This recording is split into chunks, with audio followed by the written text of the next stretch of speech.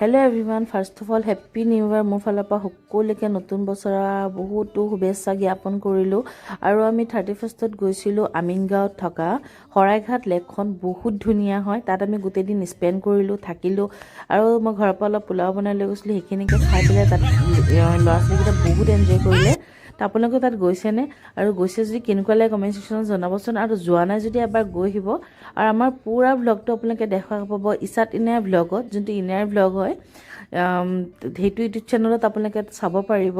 আৰু এবাৰ গৈ সেইটো চেনেলো ভিজিট কৰিব। ভ্লগটো পূৰা তাত দিয়া আছে, চাব। আৰু তাত বহুতো এক্টিভিটি আছে ল'ৰা ছোৱালীয়ে খেলা। আৰু ইনায়াই মানে ইছাত ইনায়াই ৰাফাইতে বহুত ভাল পালে। আৰু সদায় নিচিনা ৰাফাইতে অহা সময়ত বহুত কান্দিছে।